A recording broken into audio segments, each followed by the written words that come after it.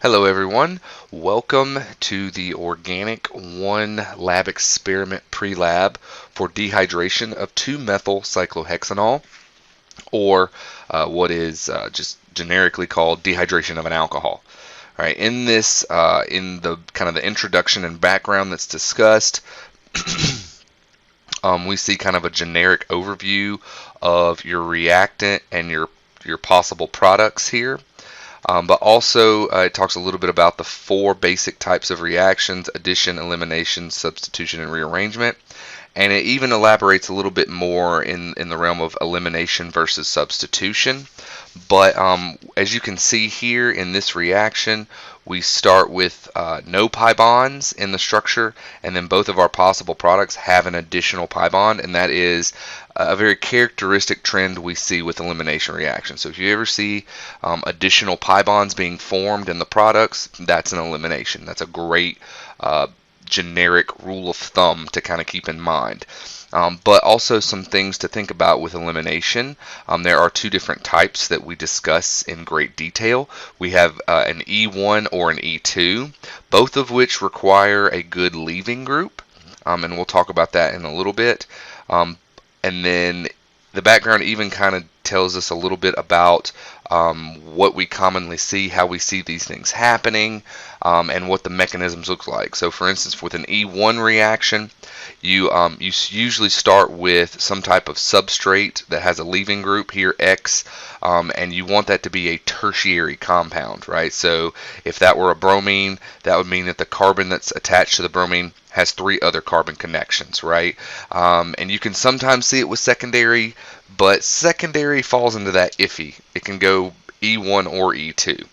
So anyway, with an E1, look at the substrate. Is it primary, secondary, or tertiary? If it's tertiary, you're more or less going to be following, and it's an elimination, you're going to be following E1. Okay, now in an E1, you do produce a carbocation first. This is a very slow step, so this is our rate determining step, and that's where that 1 comes from. The rate of our reaction is based off the speed of this one individual step. Okay. Then also looking at a possibility of an E2, this happens a lot with primary and secondary. You are almost never going to see a tertiary substrate perform an E2. Okay, very, very rare. Anyway, so with an E2, we see everything kind of happening all at once. So you have your base taking a proton, taking a hydrogen, and then creating your pi bond and your leaving group, all leaving simultaneously. So it's a one-step done. All right. And then there's some extra information to kind of understand here. And it even kind of goes into information where it talks about how, under certain circumstances, you do have to worry about, for an E1, you could have the possibility of an SN1 as well. And so it kind of talks about that. And really the deciding factor there is heat. If you're heating it, it's going to be E1 only. If you're under ambient conditions, cool temperatures, somewhere around room temperature, you're going to be looking at SN1. For E2, it's got to be a strong base. If it's SN2 instead, you're looking at just a nucleophile, not something that we would consider a strong base. Okay, and then another kind of vocabulary term you want to familiarize yourself with is going to be Zaitsev's rule. So Zaitsev talks about anytime you have an alkene that is produced, you're going to be looking for the major product, because you can typically have 2 different types of alkenes that can form: the more substituted or the less substituted one. And so typically what we see under E1 and E2 conditions, if everything works perfectly, we can see that we'll follow Zaitsev's rule, where we'll form the more highly substituted alkene. All right, and so I'll kind of talk about that when I swap over to the document camera. All right, and then make sure that you also understand these pre-lab questions and the safety. So in the pre-lab, we have to look up the boiling points of your reactant and your 2 possible products. So you're looking at the boiling point of your alcohol versus your 2 possible alkene products. All right, and doing that will help you understand what's going on here in this distillation. What are you actually collecting over here? in the initial heating phase. Okay. Next up, it says to calculate the volume needed to acquire 0.1 mole of 2-methylcyclohexanol, and they even give you the density here for that alcohol. All right, because when you look here and it says to measure out 0.1 moles, you're going to measure out a volume. So we can't just measure out 0.1 mole. You need to calculate what that volume is. All right, so the density was given. The other thing you're going to need to do is get the molar mass of that guy. Okay, all of that's kind of a Gen Chem 1 type setup, so you should be adequately prepared to do that on your own. And then the safety that's discussed here, one of the things you're going to be doing are a chemical test to test for an alkene where you use bromine. So they say anytime you're washing the test tubes, do not use acetone. If you do, the acetone can react with bromine to create this lacrimator. I can't say that word very well. And really what that is it's really stinky and it makes you want to cry. Okay. All right, and so then from there, some things to kind of point out too. One of the things that is discussed in the procedure is taking a gas chromatogram. You're not actually going to see that in the experiment video, but you are given the product GC in the module, and I'm giving you these gas chromatograms for the we ran a known sample of your reactant. We ran a known sample of the two different types of alkenes that you could form here. All right, and so what you're going to be doing is you're going to be, in the product, you're going to be looking at the peak, specifically paying attention to that retention time here. So you have 1, 2, 3, 4 retention times to pay attention to. And so in the product GC, you want to look and see, okay, well, that's for the product. So these are my two possible products. Do I see a peak somewhere around 1.4 and another one somewhere around 1.3? Then I have both products being formed. But one of the big things to do here is you do need to be able to take this and use the peak ratio to determine the the percent of cyclohexane that's there, because if you see any reactant, right, if you see any reactant peaks, you know that some of it didn't react. Okay, the other thing you want to look for is the peak ratio to tell you which one's the favorite product. Was it the Zaitsev product or was it the non-Zaitsev or Hoffman product? That's typically what it's called. All right, and then lastly, I show you pictures for your results for the bromine and the potassium permanganate test. Okay, so in a bromine test, if you have an alkene, you're going to see the solution change color from a brown red to colorless. All right, in a potassium permanganate, if it tests positive for an alkene, your permanganate will go from purple to brown. Okay, so and then do pay attention to what is in what test tube. So you have test tubes 1 through 8. And so pay attention to what specifically is in there. Is it an alkene? Is it an alkane? And that's going to help you out a lot. Okay, so from there, kind of doing a little extra here in the understanding these elimination reactions. We can see, let me zoom in some. We can see in the lab manual, it shows you your alcohol, that where you have this weird squiggly line on the OH, and what this really means is that you have the alcohol you're going to be using isn't one specific enantiomeric form. It's actually both. It's both the cis and the trans forms together. So that squiggly just means that you do have both the cis, right, where the methyl and the alcohol are on the same side of the ring, but you also have the trans that will be present. So the alcohol and the CH3 are on opposite sides. Okay, both are present. Now, some important highlights to discuss here really quickly. You are starting with an alcohol. OH is a horrible leaving group. All right, it doesn't really want to leave on its own. All right, and so anytime you're doing any type of elimination or substitution reaction, you're gonna have to turn it into a better leaving group first. If you don't, it's gonna suck. So the two typical trends that we see here are you could use something like tosylate or triflate or mesylate in order to turn it into something like, instead of OH, it's OTS or OMS,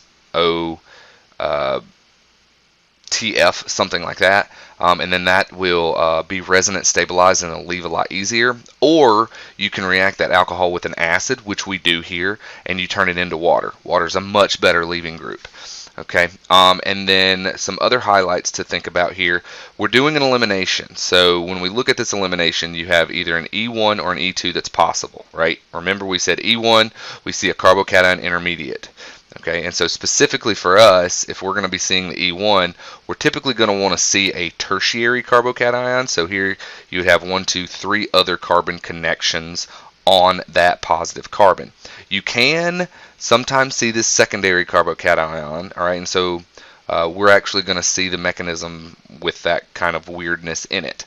If it's an E2, when the base attacks the adjacent hydrogen, so here's your leaving group, and so there's the carbon it's attached to. So it's going to take either a hydrogen here or a hydrogen here, the base, that is. All right, so when it takes that hydrogen, for an E2, that hydrogen has to be anti-periplanar. So what am I saying here?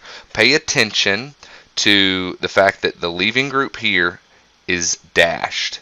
So I have to have a wedged hydrogen at one of these other adjacent carbon positions. And this is the only one that is wedged, anti-periplanar, to the leaving group. So when I talk about my base grabbing the hydrogen, it can only grab that one in the E2 mechanism. And so I'm going to see that's where my pi bond goes. It's not going to come up here. So what I have here is, it's not a Zaitsev product, it's the Hofmann product. And so what I'm saying here is, in the realm of possibilities, when we look at that starting material, right, I could either have the pi bond here, right, because that's the carbon that has the leaving group, right? Let me do this. That's the carbon that has the leaving group.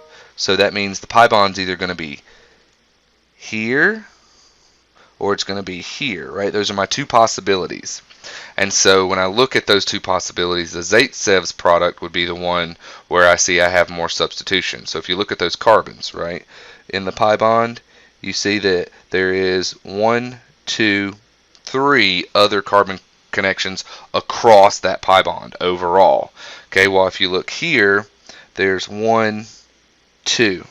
Right, so that carbon that has the pi bond only has one carbon connection. That carbon that has the pi bond only has one carbon connection. So it only has 2. So it's a less substituted alkene.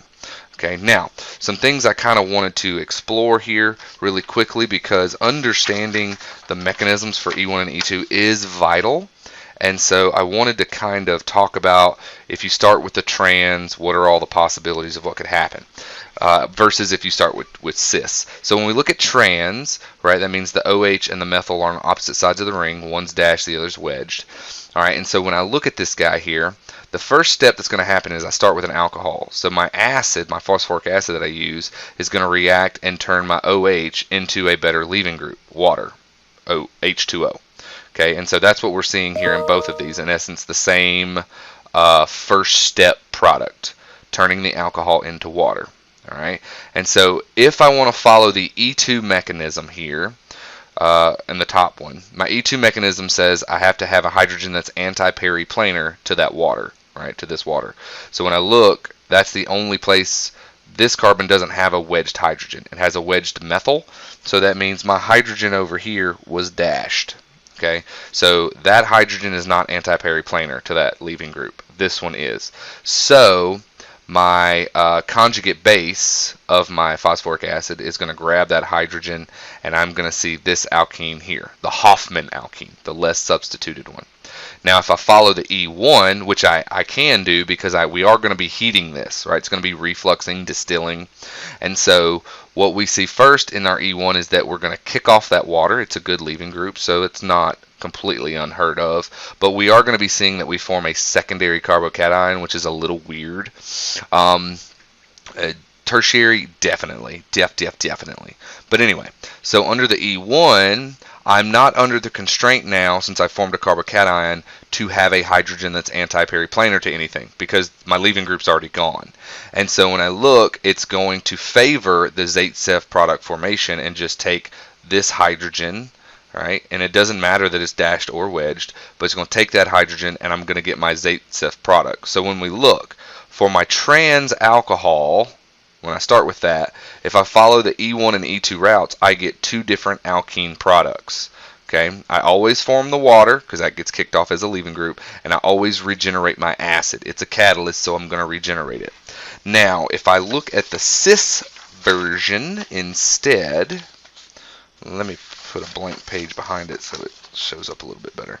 Now, if I use the cis version instead, I'm going to see the same first step that I saw with trans, right? OH is a horrible leaving group, so it reacts with the acid to turn into water. All right, turns into water. So, same first step. Now, if I follow the E2, remember E2 means I have to have an anti-periplanar hydrogen. So my conjugate base here, HPO4-, can attack this dashed hydrogen. I have a wedged alcohol that's going to leave. So this adjacent carbon does have an anti-periplanar hydrogen, and I can form the Zaitsev product. All right. When I follow the E1 mechanism, I'm going to be heating it. So my leaving group leaves, right? Thanks to the heat. And so I'm going to favor, I don't have to worry about any kind of anti-periplanar business. So my conjugate base is just going to take the hydrogen that will give me the Zaitsev product. All right, and so if we look here, under the cis conditions, I actually get the same alkene product. Okay, so this is kind of big for you to understand, right? Stereochemistry, cis-trans, plays a huge difference in how things will look, okay? And especially with E1 and E2, right? E2, you have to have anti-periplanar geometry, all right? For E1, you're going to be following this carbocation route, and then once you form the carbocation, it's just going to try and form those Zaitsevs. It can do it a lot easier because our leaving group's already gone. All right, with that, you should be adequately prepared.